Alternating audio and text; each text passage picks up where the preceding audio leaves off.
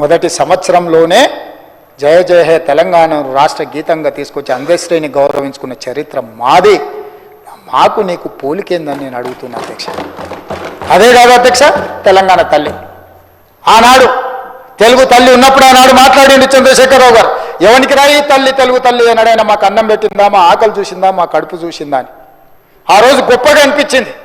చంద్రశేఖరరావు గారు తెలంగాణ కోసం సర్వం త్యాగం చేసేటట్టే ఉన్నాడు. ఇక చూస్తుంటే మొత్తం బయలుదేరిండు అని తెలుగు తల్లిని తెలంగాణ తల్లి రమ తల్లి తెలుగు తల్లి కాదు అని మాట్లాడినప్పుడు చాలామంది తెలంగాణ ఉద్యమకారులు బాగానే ఉందనుకున్నారు. కానీ 10 సంవత్సరాల తెలంగాణ తల్లిని తెలంగాణ జాతికి ఎందుకు అంకితం చేయలేదు? ప్రజా పరిపాలన జరిగే సచివాలయంలోకి తెలంగాణ తల్లి ఎందుకు రాలేదు అని నేను అడుగుతున్నా అధ్యక్ష.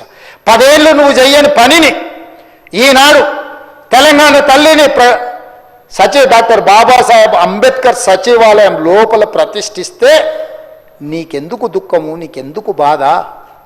పల్లెల్లో గూడల్లో మారుమూల పల్లెల్లో ఉండే తెలంగాణ తల్లి మీ అమ్మ, మా అమ్మ, మా మంత్రులు, మా పేదవాళ్ళ తల్లి ఎట్లుంటుందో చూడంగానే కన్న తల్లిలాగా టీవీతో దర్పంతో తెలంగాణ మట్టి వాసనలు వెదజల్లే తెలంగాణ తల్లిని ప్రతిష్ఠించుకుంటే కూడా మీకు దుఃఖం ఎందుకని నేను అడుగుతున్నా అధ్యక్ష. ఈ తెలంగాణ ప్రజలను ఆశీర్వదించడానికి తెలంగాణ తల్లి ఉండొద్దా? ఒకవేళ ఉండాలనుకుంటే 10 ఏళ్ళు నువ్వు ఎందుకు చేయలేదు? ఆ తెలంగాణ తల్లిని ప్రతిష్ఠించుకున్న విషయాన్ని గవర్నర్ గారు ప్రస్తావిస్తే గవర్నర్ గారి ప్రసంగాన్ని తప్పుబట్టే ఆలోచన ఇదేమైనా మంచిదా అని నేను అడుగుతున్నా అధ్యక్ష. కాలేజీ కళాక్షేత్రం వరంగల్లో మొదలుపెట్టి గాలికి వదిలేస్తే కళాక్షేత్రాన్ని పూర్తి చేసింది మేము కాదా? పొంగులేటి శ్రీనివాసరెడ్డి గారు, సీతక్క గారు, కొండా సురేఖ గారు అడుగుతూ పోయి కూర్చొని ఆ పనిని పూర్తి చేయించింది మేం కాదా?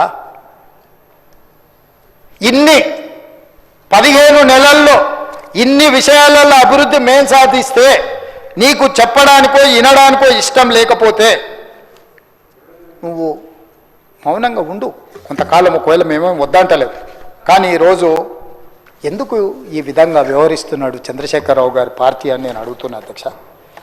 నేను ఒకటే మాట చెప్పదలుచుకున్నా అధ్యక్ష. ఈ సందర్భంగా గవర్నర్ గారి ప్రసంగం, మా పార్టీ కార్యాచరణ, మా ప్రభుత్వ నిర్ణయాలు, ఏ గవర్నర్ గారి ప్రసంగమైనా అధికారంలో ఉన్న పార్టీ యొక్క ప్రణాళికను వాళ్ళ యొక్క అభివృద్ధి ఆలోచనలనే గవర్నర్ గారి ప్రసంగంలో ఉంటుంది.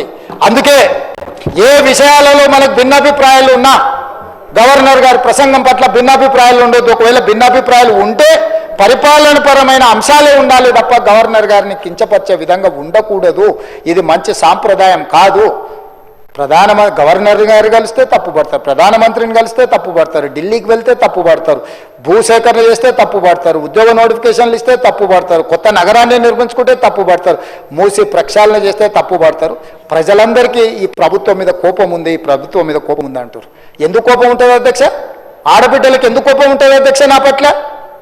ఈ 15 నెలల్లో ఒక్క రూపాయి కూడా పెట్టకుండా 5,000 కోట్ల రూపాయలు ఆడబిడ్డలకు ఆర్టీసీ బస్సులో ఉచితంగా ప్రయాణం చేసినందుకు, అమ్మవారింటికి వెళ్ళినా అమ్మవారిని దర్శించుకోవాలన్నా ఆర్టీసీ బస్సులో ఉచిత ప్రయాణం కల్పించినందుకు నా పట్ల ఆడబిడ్డల కోపం ఉంటుందా? 1000 ఆర్టీసీ బస్సులు కొని ఆడబిడ్డల్ని కోటీశ్వరులను చేసి వాళ్లను ఆర్థిక స్తోమతతో నిలబెట్టినందుకు ఆడబిడ్డలకు నా మీద కోపం ఉంటుందా? అదాని అంబానీలు చేసే వ్యాపారమైన సోలార్ పవర్ 1000 మెగావాట్ల ఆడబిడ్డలకు ఇచ్చినందుకు నా మీద ఆడబిడ్డల కోపం ఉంటుందా? వాళ్ళ పిల్లలు చదువుకుంటున్న పాఠశాలల్లో అమ్మ ఆదర్శ పాఠశాల పెత్తనం వాళ్ళ చేతికి ఇచ్చినందుకు నా మీద కోపం ఉంటుందా? 200 యూనిట్లు ఉచితంగా కరెంట్ ఇచ్చినందుకు నా మీద కోపం ఉంటుందా? ఆడబిడ్డలకు ఎందుకు నా మీద కోపం ఉంటుంది అధ్యక్ష? ఆడబిడ్డలకు పెట్రోల్ బంపులు ఇచ్చిన అధ్యక్ష, మర్చిపోయినా, నారాయణపేటలో ప్రారంభించిన ప్రతి జిల్లా కేంద్రంలో మొట్టమొదట ఆడబిడ్డలు పెట్రోల్ బంకులు పెట్టి నడుపుకునే విధంగా ఆడబిడ్డలను ఆర్థికంగా నిలబెట్టినందుకు నా మీద కోపం ఉంటుంది అధ్యక్ష. అదేవిధంగా ఇందిరా మహిళా శక్తి పేరు మీద భవనాలు జిల్లాల పరంగా మొత్తం ఇచ్చినందుకు నా మీద ఆడబిడ్డలకు కోపం ఉంటుందా? ఎందుకు ఉంటుందని అడుగుతున్నా అధ్యక్ష.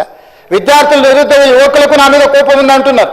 ఎందుకుంటుంది అధ్యక్ష? మొదటి సంవత్సరంలోనే 57,924 ప్రభుత్వ ఉద్యోగాలు ఇచ్చినందుకు నా మీద యువకుల కోపం ఉంటుందా? గ్రూప్ 1 పరీక్షలు 15 ఏళ్లలో నిర్వహించకపోతే నిర్వహించిన నా మీద 563 గ్రూప్ 1 అధికారుల పోస్టులు ఇచ్చినందుకు నా మీద ఉంటుందా? గ్రూప్ 2 పోస్టులు ఈరోజు ఇస్తున్నందుకు నా మీద కోపం ఉంటుందా? గ్రూప్ 3 పోస్టులు ఇచ్చినందుకు నా మీద కోపం ఉంటుందా? డిఎస్సి ఉద్యోగాలు ఇచ్చినందుకు నా మీద కోపం ఉంటుందా? పోలీస్ స్కూల్ నిర్మించినందుకు నా మీద కోపం ఉంటుందా? Young India integrated residential schools పెట్టినందుకు దళితుల, గిరిజనులకు, ఆదివాసులకు నా మీద కోపం ఉంటుందా? యంగ్ ఇండియా స్పోర్ట్స్ యూనివర్సిటీని పెట్టినందుకు నా మీద కోపం ఉంటుందా? అకాడమీ పెట్టినందుకు నా మీద కోపం ఉంటుందా? యంగ్ ఇండియా స్కిల్స్ యూనివర్సిటీ పెట్టినందుకు నా మీద కోపం ఉంటుందా?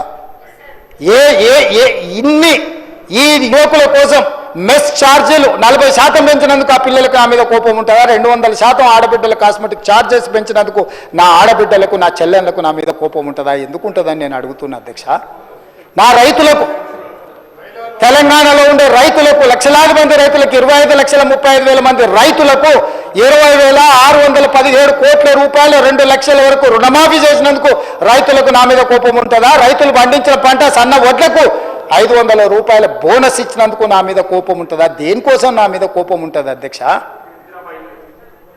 ఇందిరమ్మ ఇండ్లు 4.5 లక్షల ఇండ్లు పేదల కాన్స్టిట్యున్సీకి 3,000 ఇచ్చి 25,000 కోట్ల రూపాయలు ఖర్చు పెడుతున్నందుకు పేదలకు నా మీద కోపం ఉంటుందా అధ్యక్ష?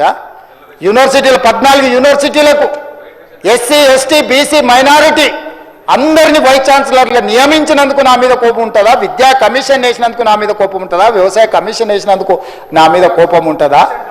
రేషన్ కార్డ్స్ ఎన్నో ఏళ్ళ నుంచి రేషన్ కార్డు లేకపోతే కొత్త రేషన్ కార్డులు ఇచ్చినందుకు నా మీద కోపం ఉంటుందా? సిలిండర్లు 500కి ఇచ్చినందుకు కోపం ఉంటుందా? ఎందుకు కోపం ఉంటుందని నేను అడుగుతున్నా అధ్యక్ష. చెప్పండి. నా మీద కోపం మీకుంటుంది. మీ కుర్చీ గుంజుకున్నాను కోపం ఉంటే, మీకు అధికారం కోల్పోయిన దుఃఖంలో మీకు కోపం ఉండొచ్చు. నిన్న మొన్న సోషల్ మీడియాలో భూభారతి మీరు ధరణి పేరు మీద వేల లక్షల ఎకరాలు కొల్లగొట్టినందుకు, ప్రక్షాళన చేసి భూభారతి తెచ్చినందుకు, పేదల భూములు పేదలకు ఇవ్వాలన్నందుకు నా మీద కోపం ఉంటుంది. దేనికి నా మీద కోపం ఉంటుంది అధ్యక్ష?